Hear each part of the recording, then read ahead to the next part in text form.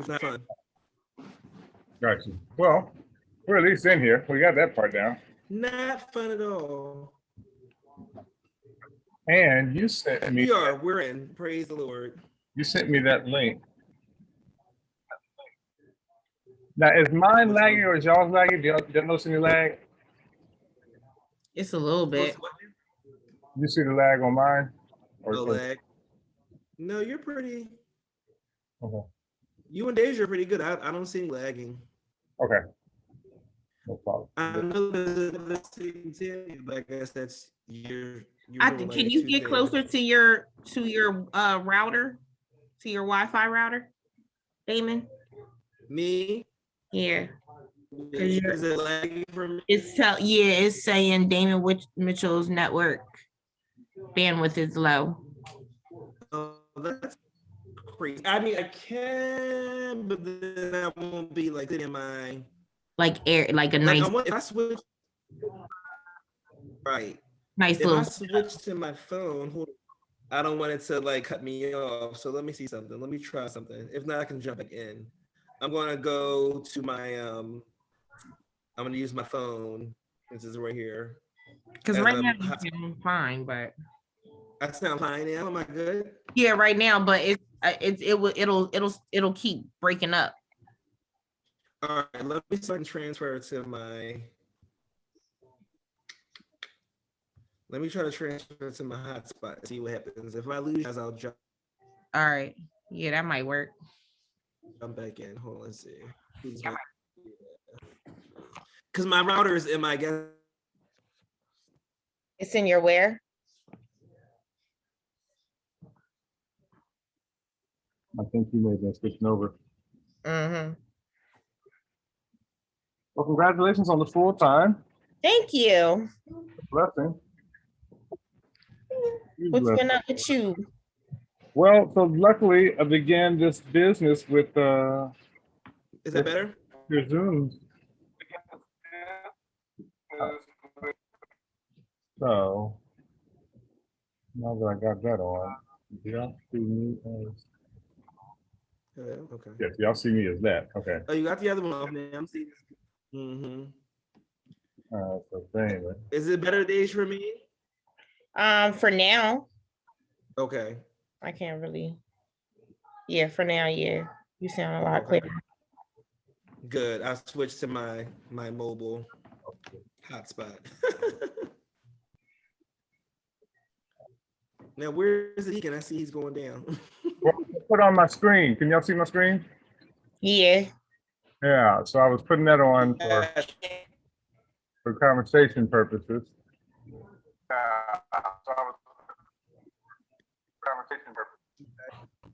What is? I can't read it though. What is it saying? Well, this is the chat you sent. Oh, I see it. Praise the Lord. Yeah. Okay. Yes. All right. So Sam, as you're recording, will you just? I mean, I'm gonna do. You'll edit from this till now. Yeah, I think I've got it right now, right? So you can see me on the picture. You do. You're yeah, there you go. Yay. Come on. It's testing out these things. I told you this is my intent was to try this stuff out. I never use it for this purposes. I always use it for showing. This is awesome. Yep, this is perfect. Look at Sam. He didn't put the thing up here and found it. Come on, boy. Sam is always amazing us. I know. He always got a little trick. I serve a good God. That's all it is. No goodness of my own. Yes. Yes. So you're going to do the read off for us? Maybe we're officially starting. And so Damon's going to bring up the opening of the topic. Yeah. Yeah. I am. Hold on one second. I'm sorry. My good 95 was texting me about some good news, so I need that. Yeah. Yeah. All right. Trim from this point. So we started from here, and then you go from. Yeah, I can trim from. Let me get fancy in my wine glass of water, like Deja. Yes. Yes. I'm gonna have to join y'all on fancy later, but right now the Lord is calling me to a higher place, a Chick-fil-A. Oh my God! They get their training in heaven, so it's all right. My God. Hey, lemonade. employees are trained in heaven, so it is right over here is where they receive right. me. Right. So they have to start there, and then they work their way back down to earth. So I think those lemons came directly from a heavenly tree. Like yes, that lemonade. Yes, you're talking about the manna from heaven. Yes. Well, and I tell you what's crazy. Financially, it does not make sense why I pay $11 for a gallon of it. But about once or twice a week, I pay $11 for a gallon of it. I mean, I want you in this time of the corona, I want everybody to live and do whatever they want to do. Mm-hmm. And $11 limit get you Treat through. yourself. I want you to live. My guilty pleasure. Yeah. Treat yourself. I want you to go right into it. So, all right, I'm gonna do like a faux opening, and then we can get started. Okay. We'll try it. We'll just see what's going on. We'll keep it casual. I love it. What I'm gonna do is turn my screen display to unlock it. Okay.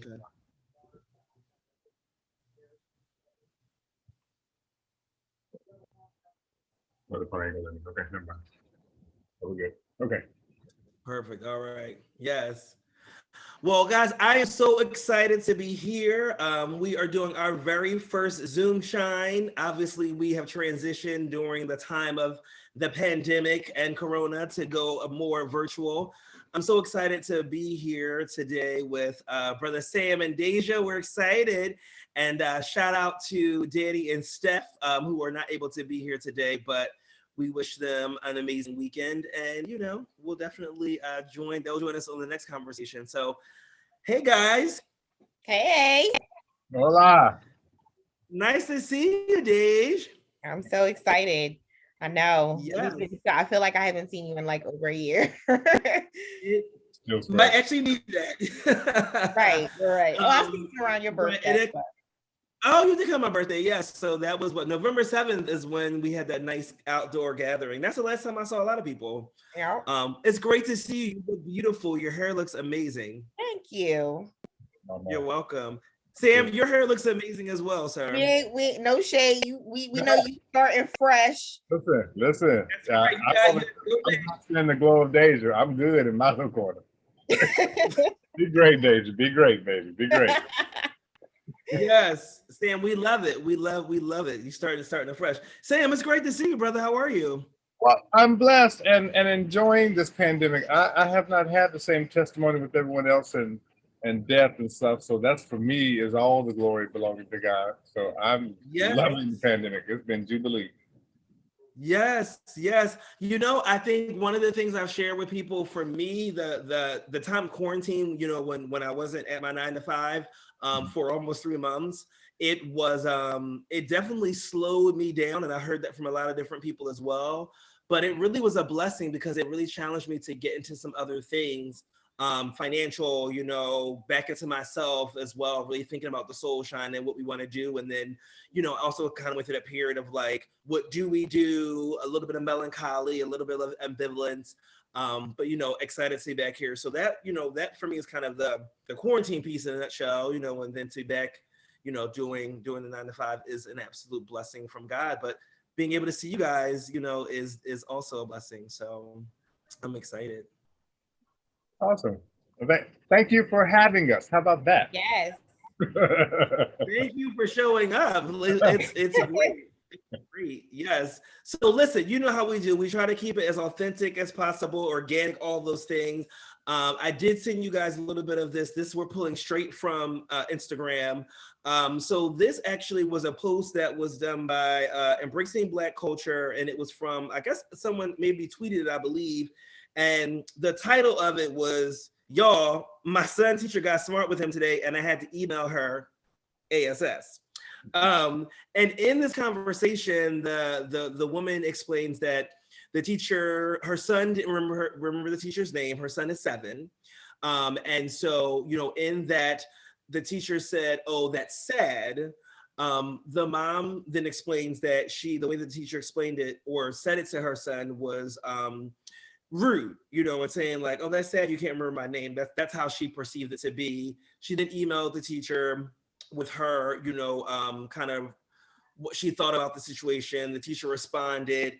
still didn't use her or her son's name. The woman emailed the teacher back, saying you still haven't used our name, so forth and so on. And she ended the email with a name to remember, which also became kind of like a trending thing in this thread.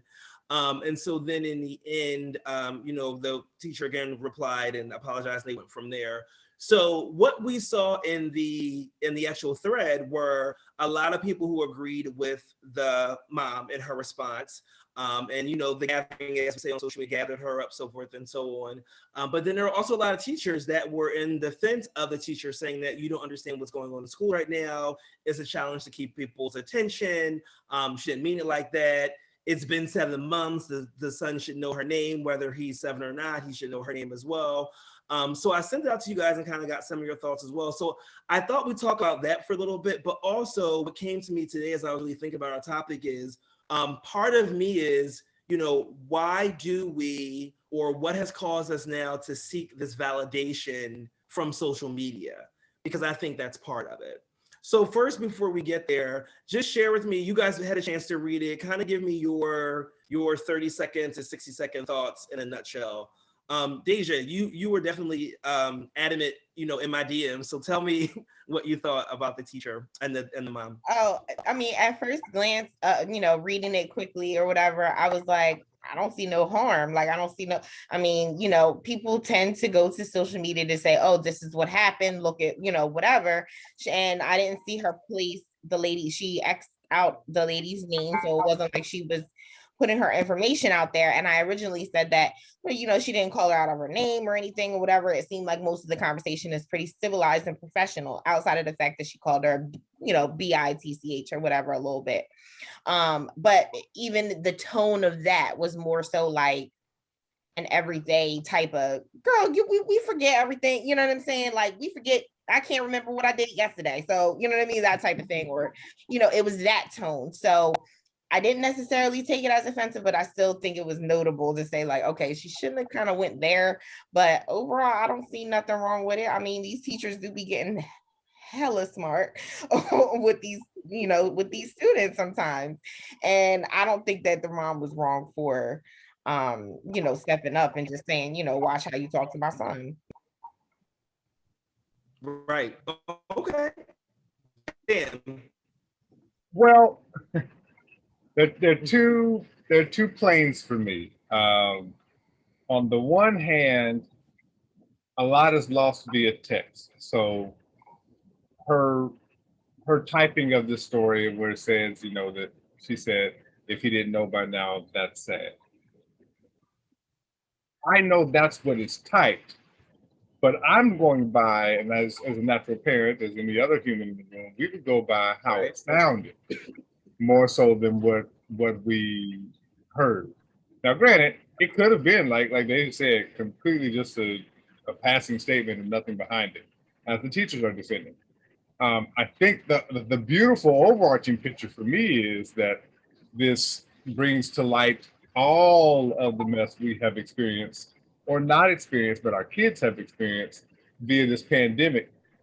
It's exposing so much in our American education system, specifically because we are talking about a first grade library teacher. Baby, if you don't give this person this P or S or whatever non-letter grade this is, and be the hell quiet, like, why was this like a real conversation? I don't know that I would have been listening in to my first grader's library class.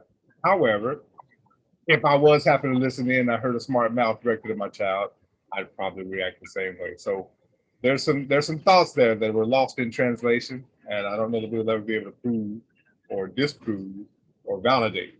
But to your point, Damon, with this social media backup fire, she at least was cute. That's all I got. When I looked at her picture, with D, she at least was lightweight cute. I was like, oh, okay, well, the glasses is doing something for me there, Right, she does. An unattractive woman, absolutely not. I mean, you both are parents, so that's why I, definitely wanted to get your opinion. I sent this out to quite a few, obviously on social media, so I'm sure it's reached, thousands, obviously, and all the things, and obviously, Embracing Black Culture has a huge following as well on Instagram. So it was the common denominator I heard from parents were kind of what you guys both said too. Like, you know, there are a lot of things that happen right now, especially with the virtual learning, and sometimes, you know, teachers are you know, can be a little smart, so forth and so on, and from there. But then, you know, a lot of them were saying too, I don't know that the mom needed to go to the level that she did. It seemed like the teacher apologized and kind of moved on from there. You know, I'm not a parent, so I don't know. Me at first glance, I was like, oh, okay, like I get it. But as I started to read it, I was like, well, when you sent the first email, you know, to her, and she replied and responded, there was an apology in that first one, but then because she didn't say your name or your son's name, now we got to go back in. So that's where I was like, I feel like now we're doing things for likes and social media and the comments over there and so on. So again, we are in a time of social media. Can we put the apology up? You know, but I think, I'm sorry, say it again. Yep. Can you put the first apology up? Yep, sure will. 1 second. Yes, come on, Sam. Listen, Sam was on this camera today, okay? Yes, okay.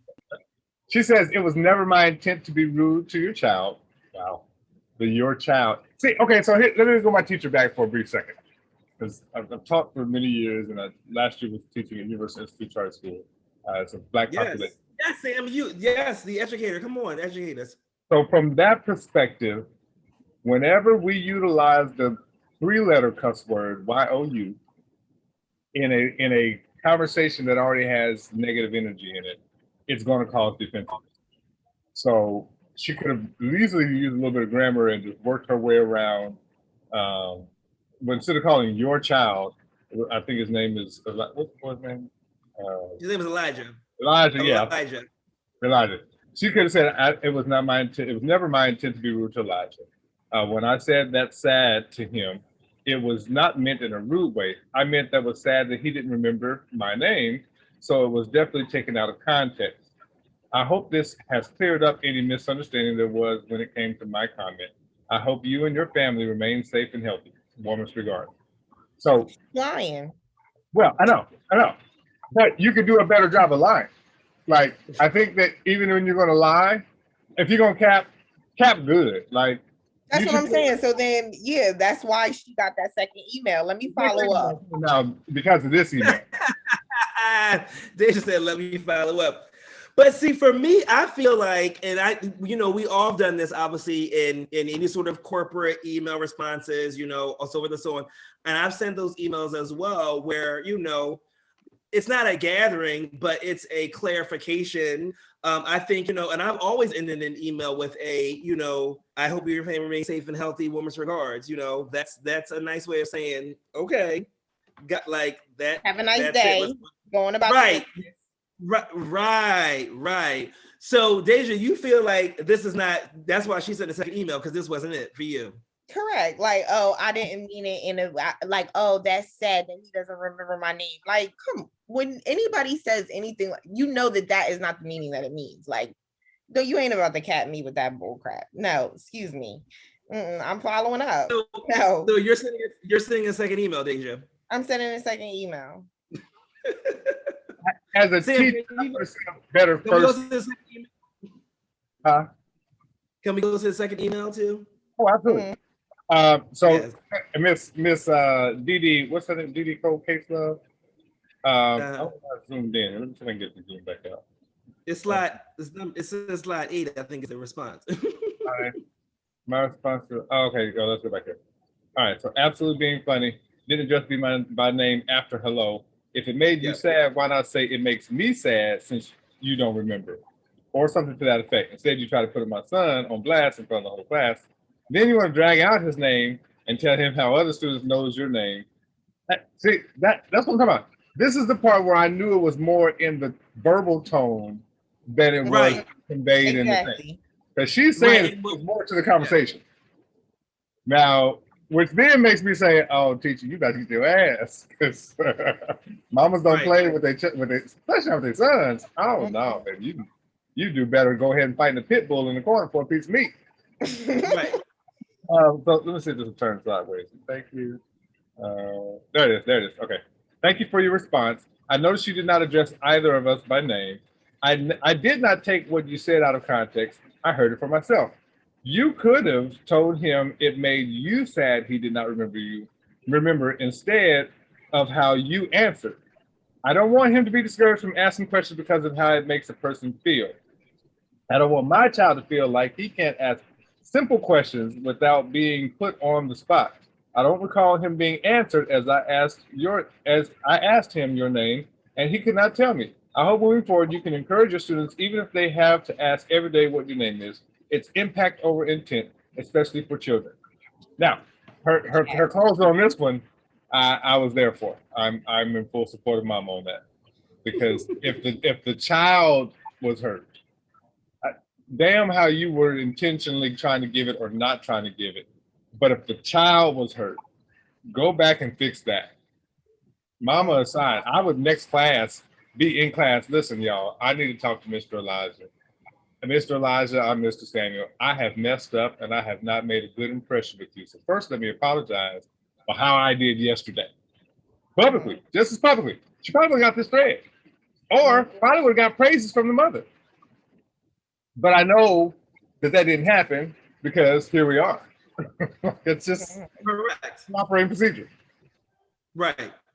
So do we feel like, so she said, of course, and then the teacher responded to that, so we can get to that in a second.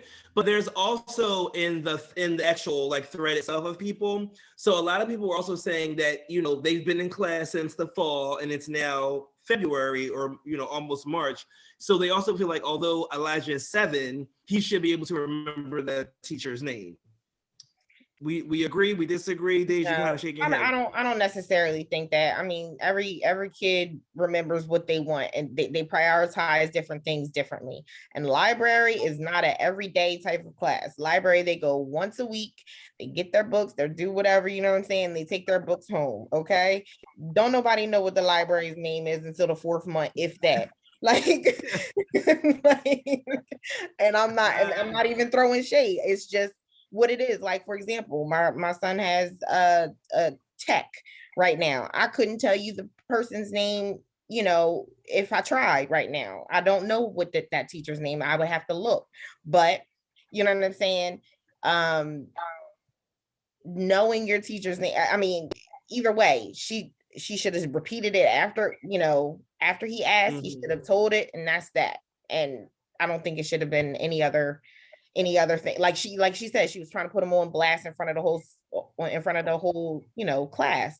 You know, oh, why don't you know my name? You know, type of thing or whatever. Everybody else know my name, you know, except for you. Like, so I still don't know your name. You still didn't answer my question. So we're still going to be in the same spot the next time I try to ask the question. Like, Right. But then there's also the conversation in that same respect that they're saying, again, this is all from the thread, I'm just kind of going from memory, that obviously if you're in a Zoom or a Teams meeting or whatever it may be, that the names, like for instance ours now, are on the side of the screen, so that way they were saying the teacher's or librarian's name could have possibly been on the side of the screen for him to read as well. Could have. I'm just putting all the information out there as well from it. So the teacher's response, Sam, we read that. It's the last. I think this is the last time. Difficult to read. What if he couldn't sound it out? Right. Yeah. Correct. Because he's 7 in 1st grade. Yeah. So he's just learning to read and put words together and all that. So. And I'm sure your name wasn't nice and normal, like something black. I'm sure it was like Zuckerberg. So. Don't do that, Sam.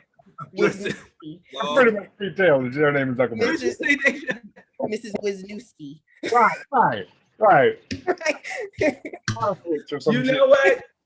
Listen, y'all don't listen to them. They're crazy. Not Miss Wisniewski. Yeah. Because we all had one. Well, and if he had said Miss S, you'd have been offended then. Right. So thank you for your response. I noticed you did not answer. Oh, no, that's her. Let me go to Miss Teacher. My response to Elijah was not meant the way it came out, that it came out. I encourage my students every day to be the best that they can be, and I am very patient with them all. I also did answer Elijah's question, as I always do, because he is one of the few students I have who constantly participate. I am only human, and I make mistakes, so my delivery may have seemed one way, but the intent definitely wasn't the way it was perceived. I will make a point to receive what you're saying and keep it in mind when addressing Elijah in the future. I hope you have a blessed day. M. But now I swear to M. But here's the thing.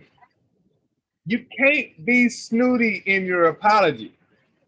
Like it's just you, If baby. they have a blessed day, we'll take you right on out. Hell, I was before that. I was on the one where she says, "I am only human and I make mistakes, so my delivery may have seemed one way." That's like still trying to put it back on the misinterpretation of the mother. Just Right. start when I fucked up and leave Exactly. it. Exactly. Well, Leave it the there. mom at the end said, I guess she was satisfied with it because at the end she said she could have responded like that the first time, it would have been all good. So I think that's what the mom was looking for in the beginning. So I guess in the end, like maybe again taking more of accountability in the beginning could have saved us a whole other two responses versus you saying I made a mistake. Exactly. So I'm definitely in agreement about obviously supporting children. I mean, we can all have stories like I don't have children, but I can go back to a story where my parents supported me in school and, with something that was misinterpreted from a teacher in high school and all those things. And it was great. Obviously, social media wasn't, what it is now. But, I've definitely felt supported. That was also in the thread where people talked about, your children and people want to feel supported, and it's great to have a parent or someone that's going to stand up for you, so forth and so on, because that does go a long way. Because obviously I still remember that particular story from high school, where my parents had to come and defend kind of, the person I am as well. I guess for me, it's the world that we in. I don't really have I'm not just in disagreement with anything that happened here. I guess for me, I just always question for me that need for the social media sort of like acceptance, the social media judge and jury, like those sort of things, because this definitely was a conversation that, could have been kept between, and again, she didn't use her name, obviously, and that's appreciated. But I don't know. I guess for me, what was the purpose of the social media post? Just to stir up some tea. Let me tell y'all what happened today.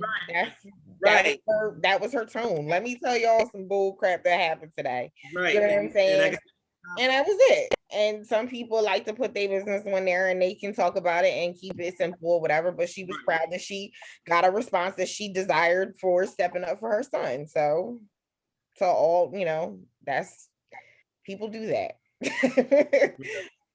So my take on the concept is dated because again I was teaching for years and I'm with a teacher. She teaches at Masterman, and at Masterman they at the end of last year put out this Black at Masterman page on Instagram, and it went viral.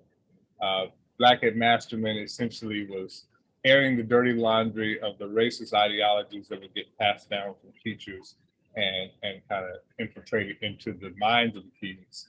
And naturally, with the defenseless position of a child, they weren't able to self-defend.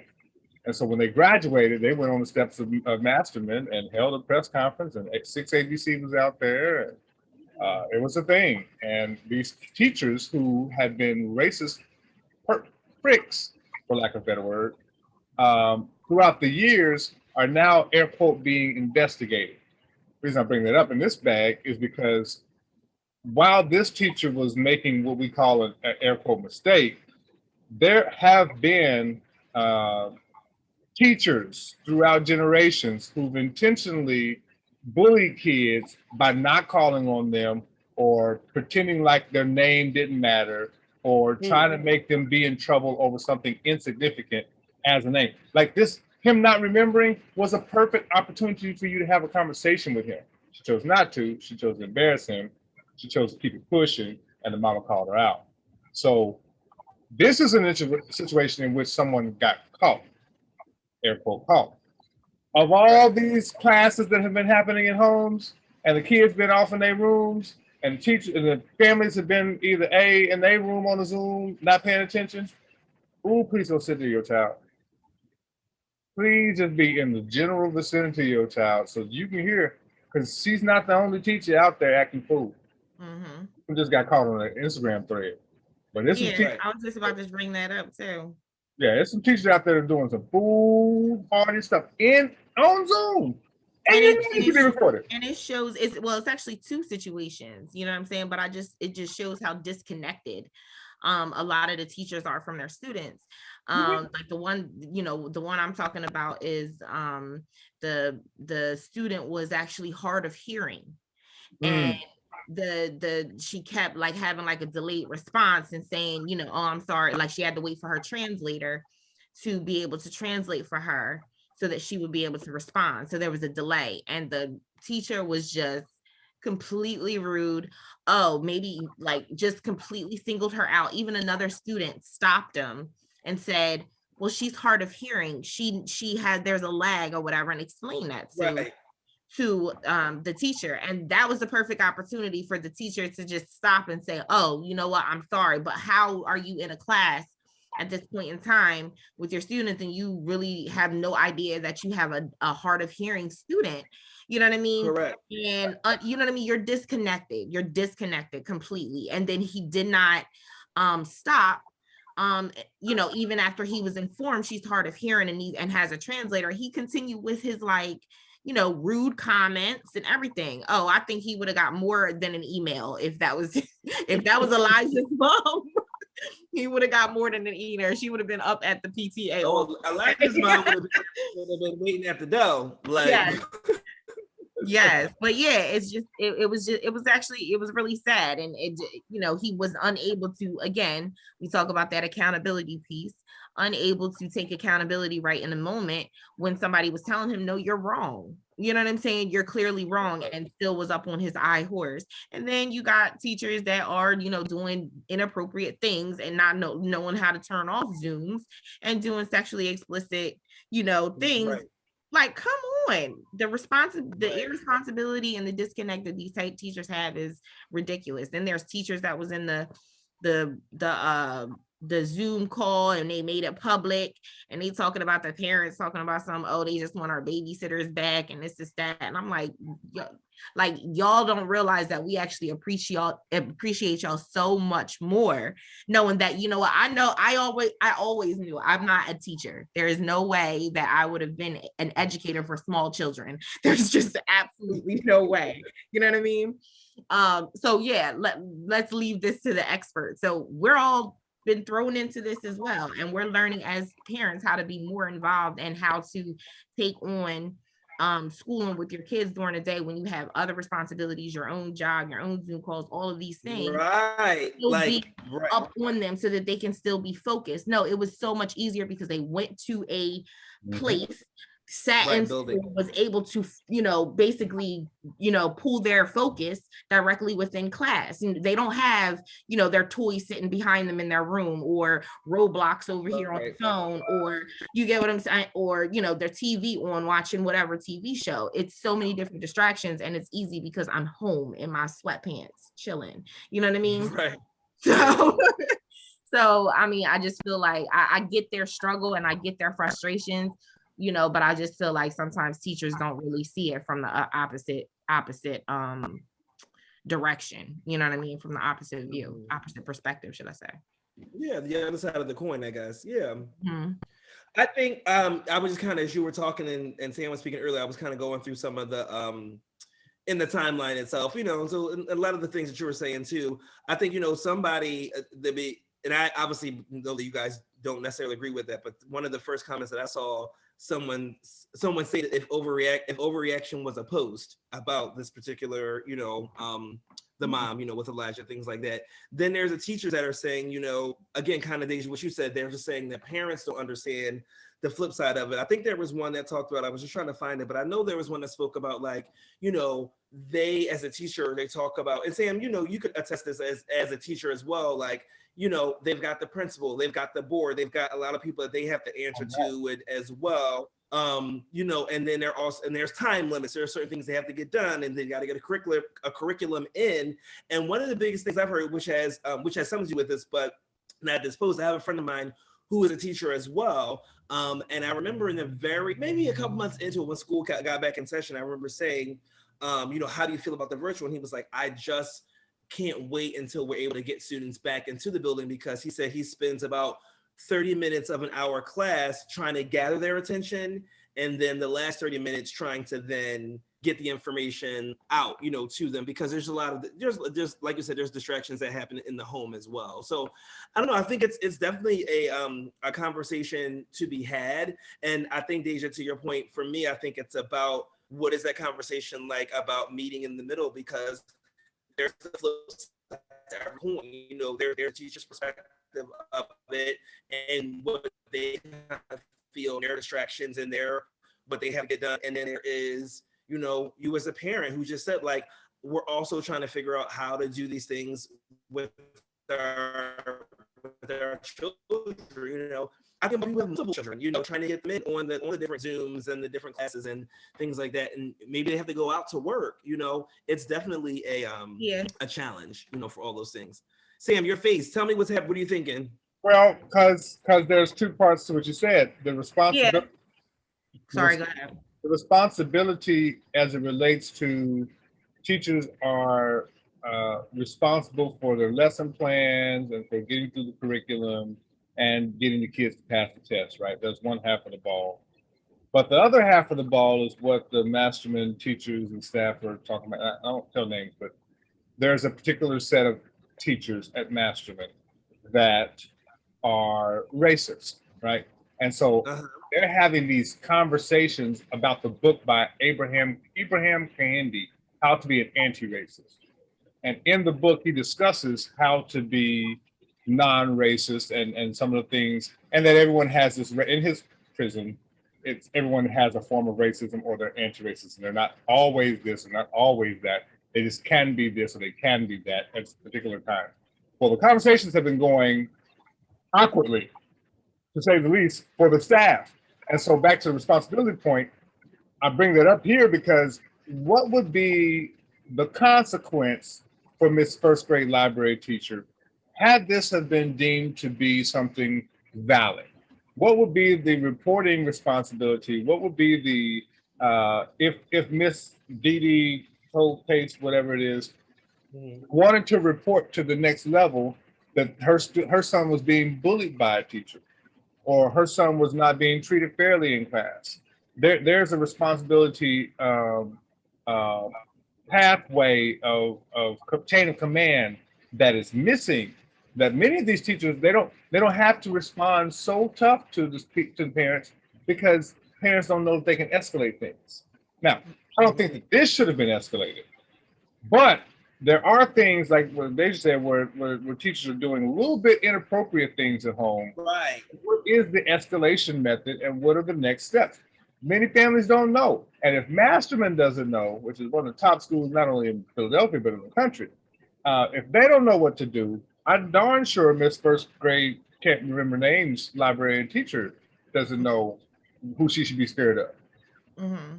That was my face. If something goes south, I had a good idea that if something were to go south, there were repercussions with first my principal, right? That's the obvious thing. But in my case, my principal was my frat brother. His office was right next to my classroom. So when stuff was out, he was able to hear it. And he saw I was doing a wonderful job. So he came over to have my back all the time. And to Deja's other point, in terms of getting to know the kids, I was the air quote tech teacher / library music teacher. And I made it a point to get into the lives of my students so that, Mr. Samuel was the first person they saw in the hallway and they were glad to speak to. That's her frame. That I had to do the whole school. At Universal, you got to do K-8, and you got to do every student in the school each quarter. So first 9 weeks get 25%, second 9 weeks, 25%, third 9 weeks, 25%, fourth 9 weeks we was in the pandemic. So I learned of the 660 kids, about 400. Now, I can't call them off right now, but I was good at calling them off when they walked into my class. Well, that's good. And that's different. You know what I'm saying? Try that by, looking at a screen, and trying to keep your children in line and knowing which way, you know what I'm saying? So how do you think that a child really can organize all of these, and compartmentalize? We're asking so much of our kids right now, you know, in terms of learning to compartmentalize and focus and to place this here and to place, you know what I mean? And then, you know, back to the, you know, the issue with what can the teachers do to create a connect between the parents and themselves. And you know, I obviously we have a lot of these apps, Canvas, Genesis, all you can check grades, you can check they got Class Dojo and Blooms and all these different apps that that you sign up for to stay in constant communication with your teacher, with their teachers. And still there's a period of time where I mean, it was recent, you know, well, not too long ago, should I say. And you know, my son had to do an essay. Mind you, I'm checking Canvas. I ask him every day, okay, how are you doing all of your work? You know, seeing everything is hand in. Okay, boom, we're good. Okay, you know, then I'm getting this, oh, well, we were working on an essay and he had, only a few sentences on his paper. And I don't understand. He should have been working on this during the, while at home.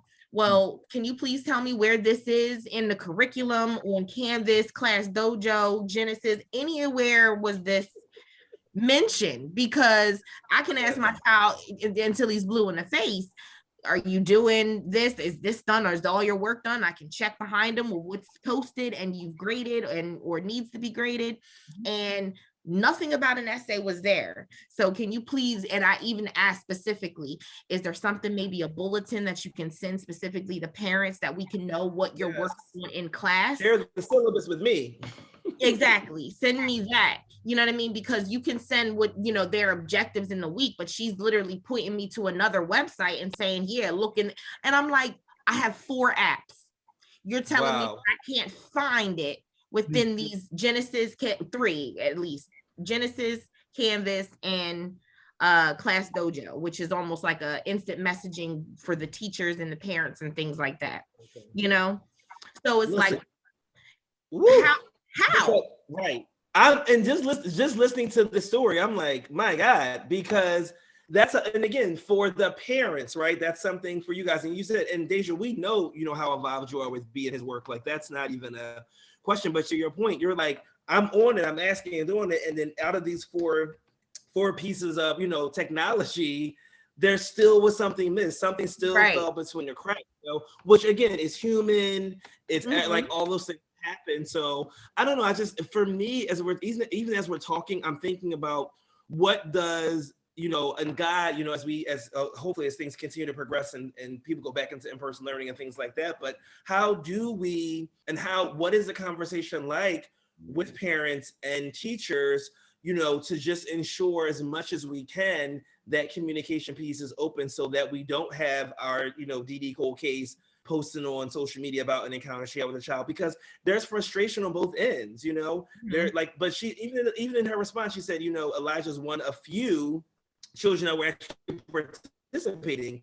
So I'm sure that can be frustrating as an educator. You want to, have the kids participate. It's a challenge when you're in the building with them, in the room, and they're not doing it. So now you've got this literal space between, to do that. So for me, as I'm just listening to you, it begs the question for me, what is that dialogue like with just teachers and parents, like just in general? Because I think that's where, I had no idea. And again, I don't have children. So listening to you talk about all these apps and things like that, and I'm thinking about, it's you and B, like, imagine if you had another child, like to keep up with, you're in 4 apps for one person. Right. Like, for 2 kids or something like that. Right. Well, so, and a part of that connection piece too, I'm sorry. A part of that connection piece is the fact that, because physical school has been taken away, all of those things that kept us connected and being able to create relationships with the teacher, PT, back to school night and, different events, Halloween, Christmas, so all those things that you get to do and be around and, show your face and you develop a relationship. I have not once sat in a Zoom call yet with my schools, my son's teachers. Yes, we had conference calls over the phone, but again, still very, very disconnected in how I feel connected to my son's school and how I know that he's okay and that you know, it's totally different. It's totally different. I was going to share in terms of your question and how do we correct the ship essentially. Um, there's an onus on both sides of the ball. Uh, I'm hopeful we don't go back to in-class learning very soon because I need more of this to get exposed. America has been drastically behind the world in education, obviously in healthcare too, but education, we are not doing well. And so what's interesting about the at-home learning is that one, we're able to get some eyes in the classrooms that we were never able to get before. Two, once these things are being discovered, if we can eliminate some of the Teach for America mindsets, which is this white folks version of going to urban Black schools and getting their loans paid off for teaching for 5 years, bringing their middle class ideologies and racist ideologies into an all Black classroom where there are no checks and balances because the principals assume that because the young lady comes from Teach for America, she must be good because she must have gone to a high-end school and needs to pay off these loans. It's actually the complete polar opposite. We've got all Black students, all Black schools, majority white teachers in the majority of schools. I've asked students who I've had as juniors and seniors and sophomores and stuff. I said to them, you know, how many? I asked a crazy question first. Said, how many Black male teachers have you had? They laughed. They said, how many Black teachers have we had? You. And they were 12th graders in Chester. And I'm like, bro, you in Chester? What you mean you ain't have no Black teachers? And I know Black teachers in school, and they've not had them. Yeah. Someone posted that maybe 2 weeks ago, 3 weeks ago on Facebook. It's funny that you said that, and they posted the question and the thread. And I honestly had to think about it. I was like, wait a minute. So I had my junior high instrumental teacher, Mr. Roberts, was the only Black male, and he wasn't he was a band director, but I didn't have him for any classes, although he was a teacher and taught in different classes. So going through my entire career of entire schooling from K to 12, I did not have one Black male teacher except for my band director, but no one that taught me a subject. Well, and I bring up race of the teachers because I want to delve into the concept of care as a solution. When this conversation comes up, and you can just look at the overarching picture, if the first grade librarian teacher would have showed that she cared, there would have never been a thread. Right. There was never a moment in her email threads or her response or her lecture during class that showed that she cared about Elijah. Any one of us can tell how we have a barometer. We can tell when a teacher cares. We know what that sounds like. Absolutely. You don't have kids for that, right? Yeah, I mean, absolutely. We do. There definitely is a barometer, and we know. So I think, like you said, I think this opens up dialogue and thought process for, something even further, which is what does it really look and sound like, especially now because, I know students, schools are doing hybrid learning and some are not going to go back. And then here in Philadelphia, they were going back and then they pushed it back again because obviously you want to be safe and, teachers are concerned obviously about all the things. So absolutely. So, probably for the foreseeable future, probably through the end of the calendar, 2021 that we're in, we probably will still be in some sort of hybrid, maybe not full in class yet. So maybe, maybe this is the time. And maybe, Sam, to your point, let's say, prayerfully, let's say 2022, we're back in class full session, but how do we, the physical schools, but for you both, then what does that look like to maybe tap into the teachers, and what is that sort of like, not surveillance of them, but like what, how can we incorporate some of the things we've learned during, this time? Because again, go. You want to say something? Go ahead. I was saying, why not? Why not surveillance? Why can't we observe teachers? We got observed all the damn time by our principals, by our assistant principals, by the counselors. Why not? Why can't a parent observe how their child's being taught? I need somebody to help me with that. like it can't you can tell me, Sam, if this is able to be done, but I was always under the impression that if you wanted to check in on your child and watch one of their classes or something, you would just have to make a request to the main office or whatever it may be in writing or whatever have you, formally, however their process is, and you could schedule a day for you to come in for a block of time or whatever it may be. Is that true? And is that generally across all school districts? No, not across all school districts. And I'll tell you why, because sadly, in the more urban, lower socioeconomic school classroom, there are families who will intentionally say that they're coming to school to observe their child when they're really coming to fight. So no, it's not across the board allowed. And it can happen, but it kind of, you almost won't have to have your clearances to, you need to be probably active in the PTA and serving as a volunteer for that teacher for the day, and will happen to see your student when you come in, but they probably won't let you shadow your child anymore. Oh, wow. Wow. But even thinking about like the PTA, things like that, and again, I always joke that I'm old. So I remember like obviously being a student when I was, high school, even younger, my both my parents were very active, and my mom, was definitely even more like FaceTime, things like that. Again, a different time, a different era. But again, to your point, Sam, about the PTA and the involvement, when you're that parent though, when you have that sort of relationship, you're in that rapport, you're already kind of observing, because you're like, you guys are parents, so you're always listening. Like I think about, when I'm at my, like, I'm always listening to my staff. I'm always listening to what's going on, because you become an observer. Like that's just what you do naturally. You're checking their attitudes from the door.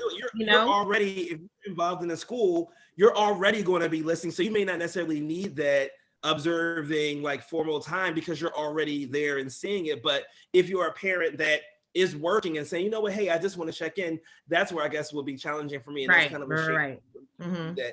And Sam, you're right. I don't, thinking about it on that sort of level, because that's where the parents are. Someone wrote in that, when you talked about the parents and like, unfortunately, might be trying to come to fight the teacher or do something crazy. Someone wrote on here too about staying up with the teacher, so forth and so on. But I think it says something like, what did they say? Sorry, about the lack of respect or things like that, which also plays into what you're saying. Like there is still a lack of respect for teachers, though, just in general. Sometimes when you say you think about the kids being who they are, and then you meet the parents, and you're like, oh, that's why, because they're still, they give their kids, they don't necessarily teach them the right way, or they give them sort of entitlement that they can do whatever they want, which is not the case either, and you talked about them, that the conversation that went public about the babysitting, things like that. But unfortunately, some parents do use it as that. They're not involved. They don't even want to check our homework.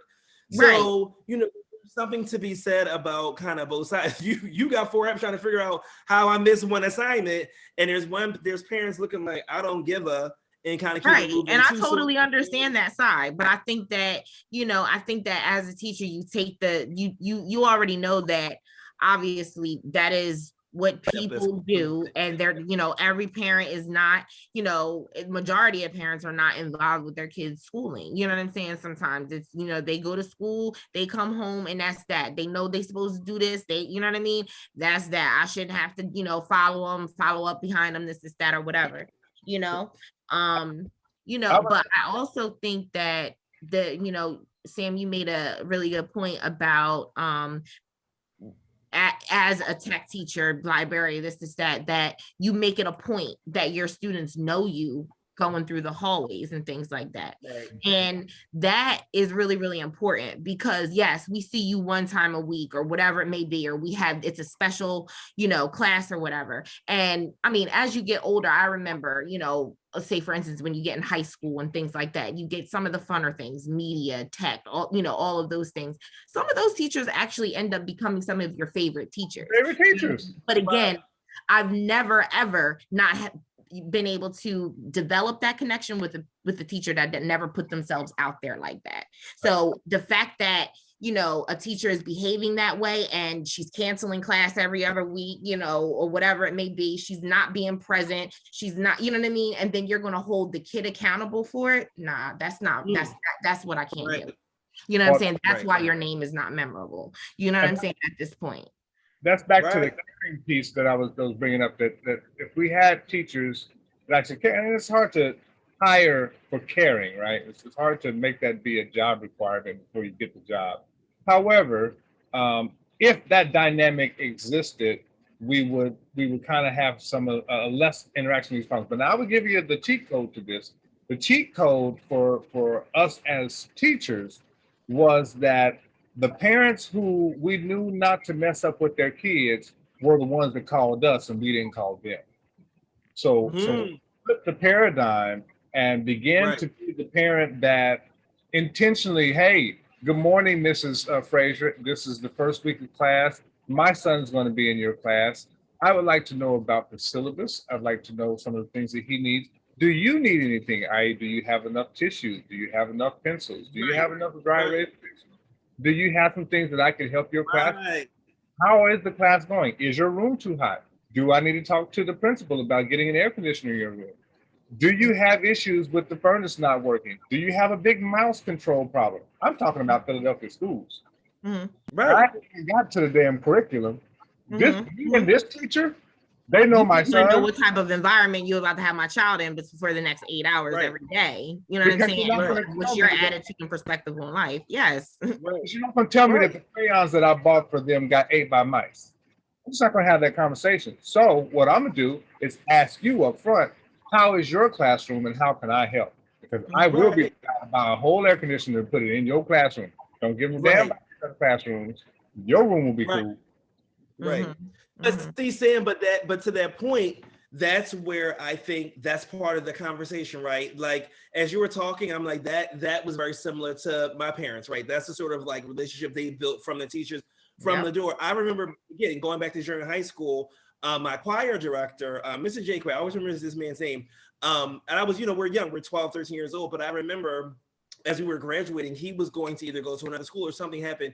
And I remember him asking my parents to write him a letter of recommendation for something he was doing, because that's the relationship they built from the door. But again, that's where your child's gonna be taken care of as well, because they know that subconsciously or consciously, they know, Mrs. Samuel is watching this one. So if you want to play games, my mom was in the hospital last year during quarantine. And so I asked questions of the nurses because we couldn't go to the hospital. So my surrogate big sister, who's a nurse, said, these are questions you need to ask. And the moment I started asking those questions, all the nurses magically, when I called, they would start giving me the list before I could even ask the questions, because they knew I'm not playing. That's my mom. I'm not playing about my mom. So what she wanted to do is, the one was like, oh, are you a nurse? I sure am not. I said, but my big sister is, and I give her a report every night. Now answer these questions. But that's the sort of relationship that you have with these teachers. Again, we could talk about it all day. It's not necessarily all the parents, but I think when you have that sort of, again, if someone asked me those questions about my classroom, my kids, what teachers go through. You hear all the stories for years and years and years about pay, about not enough this, about them buying their own books and doing things. So to have a parent asking me, what can you do for me? If you think I'm not going to be looking out for your child, you better believe it, because also I know that you're looking out for your child. So I'm not going to play no games. And then also we can be together if we need to move forward. But I think that's where we need to come, because with it, our DD cold case, what was our conversation like with the teacher, with the librarian? We don't know. But again, that sort of thing, again, to avoid all those sort of like conversations, because again, when you have a situation where a teacher is bullying a kid or doing something, it's great to be able to say, oh, well, Mrs. Samuel can speak up for me. And I know that's not the behavior of Damon when he's in my class. Right. So let me go ahead and have a conversation. But I think that's part of where teachers and parents need to kind of meet as well. What do you need from me to help support this education of all of these beautiful minds? Let's work together to do it, because it is a community, and that's part of what's lost as well. This is a community. You are sending your child to these, like you said, 8 hours a day, sometimes longer if they're doing after school care when, post pre-pandemic and hopefully post-pandemic, all those things, like they spend a lot of time there. So Why would I not want to make sure that my child is comfortable but being taken care of? And then we can weed out all the things. We can weed out the kids that might not be great in that aspect or listening. We can also weed out those teachers that aren't great, because again, you can feel it. If I talk to Mr. Samuel, Mr. Mitchell over here looking, side eye, I already know. I already know what's going on. So just my thoughts, kind of as you guys were speaking about it as well. And I want to agree. back to your cheat code conversation which you brought up. The intentionality from the forefront goes a long ways with the teacher. But I tell you, there's this self-deprecating sacrifice of self that you go through as you become a teacher. Teaching is the only profession where you steal from home to take to work. And so you have to kind of go above and beyond, even as a parent, in your questioning. Because they're going to say, no, I'm fine. I got plenty of erasers and pencils, and I got plenty of tissues and so on and so forth. And that's an August conversation. October's conversation is different. Because them little snide-nosed kids had 17 codes and they passed it around, and that 34 box that I bought at Sam's Club is gone September 30th. That January 2nd, that January 2nd conversation. Well, and January 2nd, you're looking at snotty-nosed kids now having to leave classroom to go to the bathroom and get tissue instead of being in class for instruction. And so it's not a one-time conversation, cheat code. It's an ongoing relationship where you ask intentional questions that you kind of thought out, or even ask your child, hey, when you're in class, does Mr. Mitchell have enough pens and stuff for all the students who don't have pens? Does Mr. Mitchell have enough copy paper? Does Mr. Mitchell seem like he can't give you out enough homework because he can't get X, Y, and Z done? Help me understand how Mr. Mitchell's class is going. That's Mr. Mitchell's class. How's Miss Gilmore's class going? Is Miss Gilmore having an issue with textbooks? Does she have an on-screen projector? How's her computer? Does she need any dongles? I mean, these are conversations that I'm going to ask because I've been in the bag. But for those family members, if you would kind of put yourself in the bag of, you've got to give a PowerPoint every day, what would you need? And the PowerPoint is going to be given to kindergartners. What do you need? It's herding cats with runny noses and a clicker. Right. The only weapons that you put in there. And from that point, you're like, well, shit, what do they need? Right. Exactly. What do they need? Right. But I think about caring for the child, and I think that is a part of one of the main points that all of us have kind of made, that you have to show that each child has someone behind them. Obviously, every child does not have somebody behind them, but making your presence known, and not in a bullying or intimidating way, but people tend to, for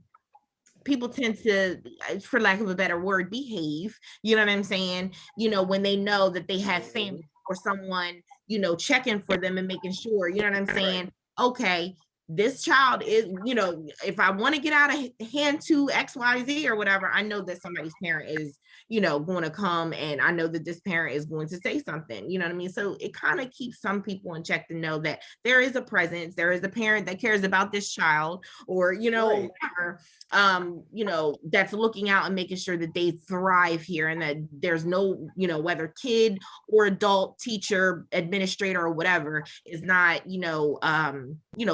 creating school, making school more difficult for them, if you will. Deja, to that very point, it just came back to, as you talked about it. Class Dojo is a bully system. Class Dojo? I'm not laughing about that one. These teachers, let's say your son has 6 teachers. Your son in a homeroom, and the homeroom has these 20 kids. And in the 20 kids, each of them gets between 1 and 5 points for positive, and 1 to 5 points for negative things. And the amount of points allows for the kids to have special privileges. And so kids from 1 through 20 are essentially being ranked by the teacher, by the teachers, according to their behavior, classroom participation, and so on and so forth. The reason I'm bringing it up as a bully system is because there will probably be a child in your son's class who is not in the top numbers and gets negative numbers. Those negative numbers are playing on the kid and saying, well, since I'm already so low, I might as well continue to cut up. Why try? Right. There's no reason for me to try. I gotta focus for it. I ain't gonna get any points. Yeah. My unwiring of that, and some of the teachers hated me for that, but it was their problem children were my angel children, because I got them in my class and I found reasons to get it. Are your shoes tied? Boy, you getting a point today. Did you pull out a chair for that young lady? 5 points, good brother. Oh, you mean to tell me you're gonna pick up everybody's homework? 5, 5, 5, 5. They were at negative 45 and the other kids were at 230. And you got this child and you wonder why he's acting a fool in y'all's class. Baby, I'm just to fix this. But see, by the time they get back to me, I'd get them up to like 110. They get back to me and they're down to back to 40. So now I got to boost them up to another. Now the other kids got it. The other kids who had 300, 400 dojo points, they know Mr. Samuel was trying to help little Johnny. And little Johnny actually behaves in their class and he don't cause no problem. No, he ain't bothering nobody. He likes Mr. Samuel. He sits quietly and does his work. So when Mr. Samuel would unfairly give them 50 points for some stupid shit, they didn't have no smoke because little Johnny was actually quiet for the whole class period. I bring this up to you, Deja. Ask about his points and the points where he loses points, and ask who has the highest points and who has the lowest points in his classroom. Ask your teachers that specifically. Well, we downloaded it and they use it more like a messaging app. We don't even, there's like the use you of don't see the point. No, we don't see any of that. I can't see the points. Well, I don't even think they use the point system. I think that they originally it was supposed to, I don't think that they use it in there. Okay. They use that as a means to communicate. So I might get DMs or, whatever messages from the, the professors or teachers for, for certain things, or just letting me know things here and there, but only one of the teachers actually utilizes it more often than not, and that's mainly his homeroom teacher, because it's easier for me to quickly send a message on there because I know he checks it, as opposed to me having to email him before I'm going into work or whatever, and I know he'll get it. Whereas the other teachers, I haven't communicated with them except maybe once, and one other time on there. You know what I mean? It goes up on our phone like a text message. So whenever you send a message to us, it comes immediately through. But just ask and make certain that there's no points. Or if there are points, ask those questions. Who's the top? Where's he at? Who's the lowest? What did he gain for today? What did he lose for?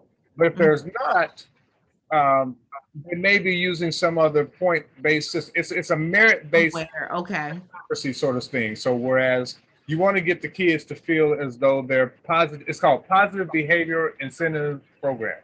And they're doing it to kind of work as a climate control measure, so that as the kids, as a school-wide, know that points are huge, they behave even in the hallway to the janitor. If the janitor says, I can tell your homeroom teacher, I saw you run down the hallway, we need to take off 5 points. So they literally are mentally behave based off of this point system. Just check. It may not be the case, but for our school, it was. Okay.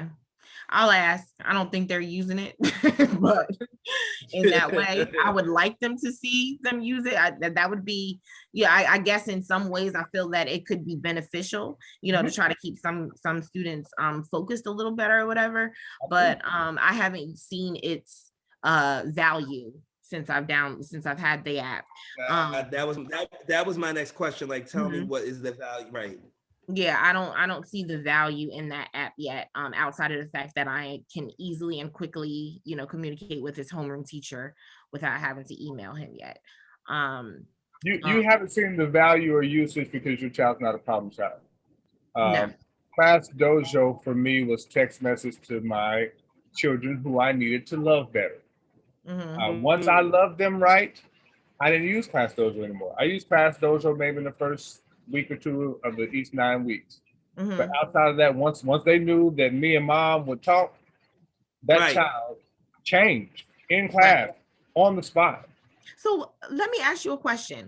What do you think are some, we've kind of been in this this pandemic, obviously for almost a year now, and we've implemented so many different things and trying to get the ball rolling and on more effective teaching. What do you think that maybe top 3 things that you could think of that teachers could implement to make teaching a little bit more interactive and a little bit more uh a little bit easier to retain the information? Because I feel like this is a year that a lot of students are going to have difficulty retaining a lot of the information, because again, they're not in a focused setting that they're used to all of their lives so far, on how they need to focus in school. Most kids focus better in school. You know what I mean? Them sitting behind a screen all day is extremely, extremely different and difficult. Well, so before the pandemic, children self-medicated with screens. And during the pandemic, they have overdosed with screens. And so the screen time and the blue light stuff has become a detractor. And so to your question of how can they be more effective in getting the kids engaged, let's use that as a terminology. Student engagement comes from an embracing of meeting the kids where they are. Student engagement comes from intentionality with lesson planning, i.e., if you're going to teach biology and the plant cell, right? It's a dumb, boring lesson that you probably will never utilize the rest of your life. However, how can I make this fun? Or how can I make this so that Johnny can teach Katie? If Johnny can teach Katie, Johnny has learned better. Katie listened more. I observed, and I kind of began to make junior teachers. So there's empowerment, there's engagement. Finally, I would say embracing the technology. For example, with the teaching of plant thing, they have things like Kahoots. They have Google Hangout meetings where they can put them in little breakout rooms, group projects. You can assign things that are off the beaten path. My son just said that's fun. Yeah, Kahoots are like they're a hoot, especially because the kids who are, it's a multiple question thing, right? It's got these 4 options, or you get 2 impulses, and you can be the fastest kid at getting it. And so because they're fast at it, or because they got the knowledge, they're trying to go faster and outperform their friends and peers. And so they'll look up and they realize, I got 5,000, you got 4,999. I beat you. Well, y'all both got 10 questions right. I'm happy. Y'all are happy about being faster than each other. And so in your mind, that was more important, but getting 10 questions right was more important for me. So I utilize a game to make them. I would make a Roblox room and literally have the kids walk through the fence there. Like, we would find these kids where they are. And exactly. That's me as a caring, I want. Thinking of ways. Drawback, Deja, and to be very, very blunt, is that not all people grew up wanting to be teachers. Many of them end up being teachers because the original career path did not work out. And so you're getting a leftover educator who's then responsible with innovating. They were left over from their original career path. That's a word right there. Isn't that the point of continuing education? Don't y'all go to a big convention every November 4th weekend? Go get y'all continuing education eds. Come on, let's They close the school every month for training. What are y'all training if y'all don't got no new interactive stuff to teach my kids? Those are called professional developments. And during those professional developments, we are typically talking about test taking strategies for when they do state mandated testing. They're talking about school safety, i.e. the ACTS, not ACTS, it's an acronym for when a shooter comes into the school, an active shooter. I'm sure all important topics, but none of it goes back to us becoming more engaged. Better educators. No. Right. Here's the thing, because the professional development that you would need for that probably isn't going to come from your environment. Your environment is as complacent and implicit into your biases as you are. Like, these kids, they know these kids, and the teachers get in their heads, these kids, versus our scholars are probably going to be the best in Pennsylvania this year. Next year, we're going to take over Northeastern Corridor. Mm-hmm. It's a mindset shift. If you get tired of seeing these kids and you're missing the concept of how can we be better than we were last year? How can we Right. make the absolute best school in America? It's a mindset shift. Until that shifts, homeschooling will probably get our children in our diaspora out of slavery. Homeschooling. Because you can then hire a teacher who's intentional about it. Until then, now we get a Teach for America person. For America person who's literally only doing this to pay off their loans. Right. Right. This is not a career path. This is a debt repayment. Yes.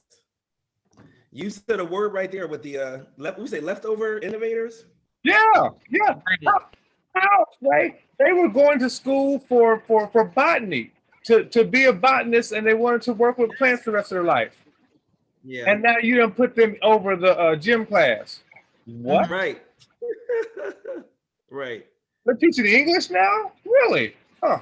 I just find that some of the things that you get to do while you're in class, like, yeah, granted, like, you know, my son has found, you know, things that he enjoys that, like you were saying, that makes things a little bit more interactive and fun for him to learn. But like, even just a simple thing of like, you know, getting a sheet of paper and doing, you know, your long division and doing a color by number, you know, like he hasn't had a physical sheet of paper, you know what I'm saying, you know, since he's been in school, really. And, you know, outside of like his, you know, the actual work that he does at a worksheets or whatever, you know, but they're in their math books or whatever, but just that thing, or, you know, I wanted my Valentine's Day, you know, that card, Christmas card. I wanted all of that. And, you know, I would have thought that, okay, granted, you know, yeah, I know he's getting older now, but I know, you know what I'm saying? They could have took the time to have a session where it's like, okay, we, you know, they could have mailed or told us to get the supplies beforehand,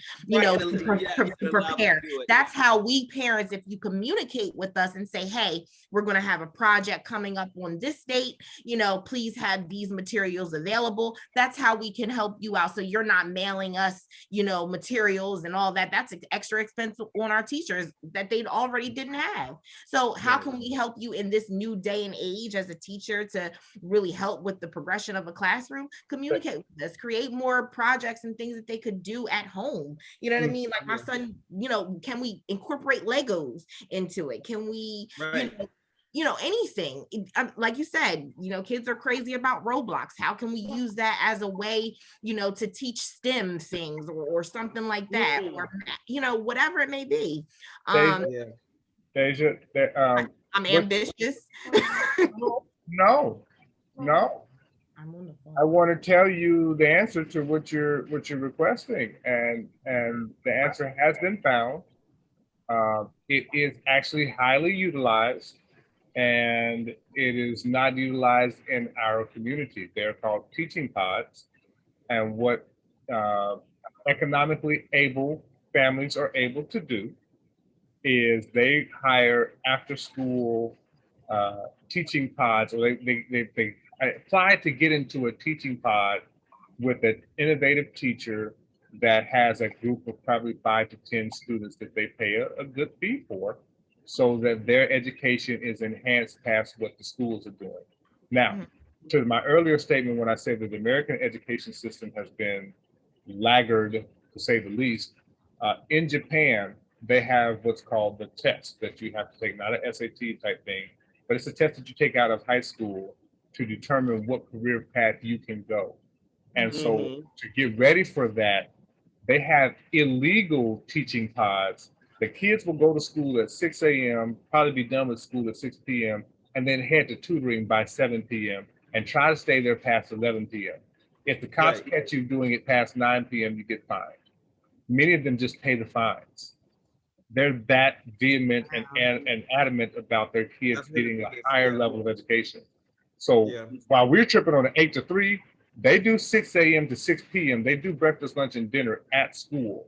They come home for a brief moment and then go off to a teaching pod to where they train for this exam. In America, during this pandemic, these inadequate teachers were always there. We just never knew it.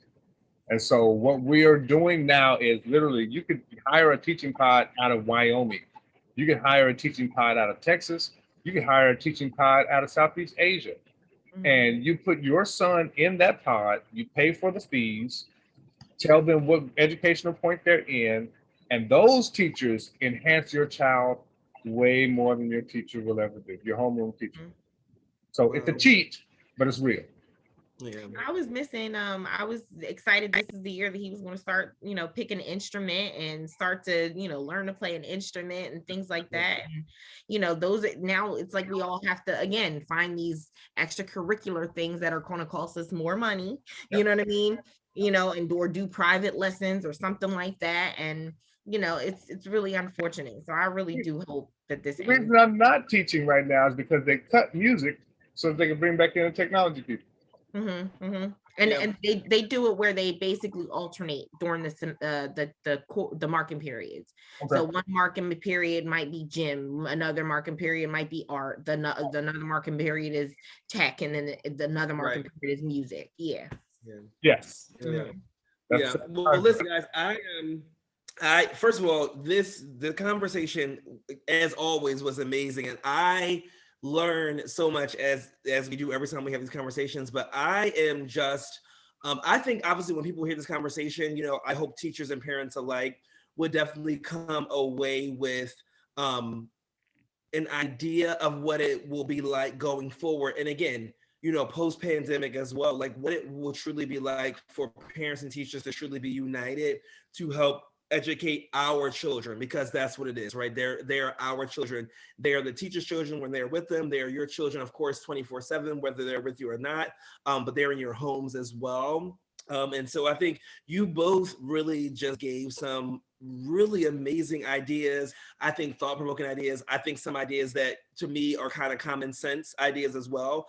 But the one common theme that I heard you guys say is that, we are there's a community-based thinking that I think has left us at some point. And I think that's where we need to kind of get back to. And that's where I would challenge those who listen, who watch this recording and watch this video.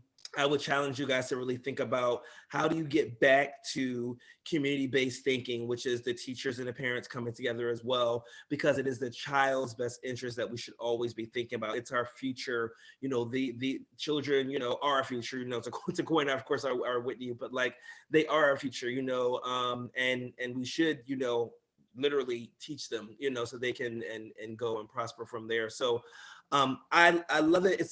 It's an amazing conversation. I think we started with, something that was kind of social media-esque, to kind of get us started. But as always, we go different places. But I love the conversation. I love that we had a chance to really connect again. I miss you both so much, and it's great to see your faces. Yes. And I can't wait to have another conversation around another amazing topic, and hopefully this will inspire people to have more conversation as well. So I thank you both. Also, I hope you see my Soul Shine movement sweatshirt hoodie that I got on. Cop your merch. Yes. We'll add all that stuff in the links, we get all that stuff set up as well. But we got the merch going on. We love that. We've got some Soul Shine stuff going, and I'm just excited. I'm excited to be back and to jump into this space of the virtual and the Zoom. And while we can't physically be with each other, we can definitely continue to share knowledge and spread our collective soul shine. So I thank you guys so much. I thank you for the opportunity to talk to you as well. And we all know, of course, love is easy as long as you let your soul shine, which is great. And we will continue, as we go forward with our sponsorships and all things that we're doing. Sam gives us all that fun as well, but we will continue in that vein. So I just want to thank you guys and know that I love you very much. And we will definitely connect and see each other again very soon. Yes, thanks for having us, Damon. We always, get deeper than whatever, we're initially talking about, but it's always makes for good conversation. So, it's great seeing you guys, and, let me know when, you're ready to, divulge into another topic, and I'll be there. Absolutely. Cool. Yes, absolutely, guys. Love it. I shall end this recording. Yeah.